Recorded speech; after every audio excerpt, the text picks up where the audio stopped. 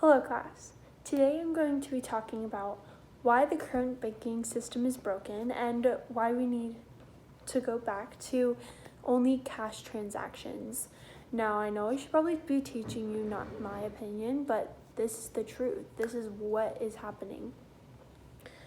Now let's go back to 1929. Sorry, I have a couple notes here, but let's go back to 1929, the Great Depression, how it started. The stock market crashed and people panicked. They wanted their money back, but the banks weren't supplying the money that they needed. So they were trying to get their money out, but it was non-existent. The government keeps coming up with imaginary money, and because only 10% of your money is actually yours. Now, the collapse of money supply during then had a huge impact on all the people. Because nobody had money, nobody was able to produce anything that they needed. They weren't able to buy groceries. They weren't able to buy clothing, necessities that were essential to life. And that was all because of the banks. And if cash transactions was all that we did, all the money that was from the banks wouldn't be gone. Money has taken many forms, but has always had the same three functions: the store of value, a unit of account, and the medium of exchange. Now, I'm going to go in depth on those a little bit. The store of value. You know you are valuable if you have this much money. Celebrities have this much money. That means they are valuable.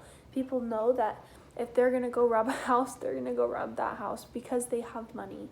Now, if you don't have money, it's not going to be good for you because you're not going to be able to buy the things that you need and things like that. A unit of account. Now, this is kind of what the government uses. They know how much money people make, and which is how much taxes they have to pay, how much they're going to be able to contribute to the rest of the economy, and how much they're going to be able to make a difference by how much money they make. And that's also how much money you get back from the government, is if you are able to pay taxes. During COVID-19, we got stimulus checks, and that was based on how much money you pay and how much money you make because of taxes. And so you got your money back if you were paying those taxes. And a medium of exchange. Now, this is what I'm talking about. This is what I think we need to worry about, and how we need to go back to cash transactions. Exchanges shouldn't just be, oh, here's my credit card, here's the money I have. But you really don't have that much money. Your money is floating around somewhere. It's probably in someone else's bank account. Okay, now we're going to go a little bit into banking and finance institutions and how they affect America's economy. Now, remember, I have some notes here, but they provide specialized financial services which produce the cost of obtaining information about both savings and borrowing opportunities. Now, people could do this on their own. They could have a safe in their home. They could save money on their own. They don't need someone to take their money and use it. And as for the borrowing opportunities, people need to be able to make their own money.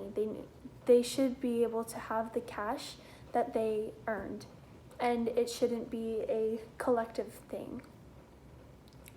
And as I said, only 10% of your money actually exists in your bank account. The rest could go towards someone's loans and would come back to you once you need it. But really, if it says that you currently have, say, $26,000 in your bank account, you could only have $2,600, and you would get the money back once you want to make the exchange, which doesn't really make sense to me. So as I was saying, cash transactions are the most important. If we went back to cash transactions, the economy would be able to still thrive because people would have the money they need. If they need a loan, they could ask a friend. They could get loans back, and people could pay them. And that's why I believe that the current banking system is broken, and we need to go, and we're better off going back to cash transactions. Thank you so much, class, for listening, and I hope that you learned some more today. And yeah.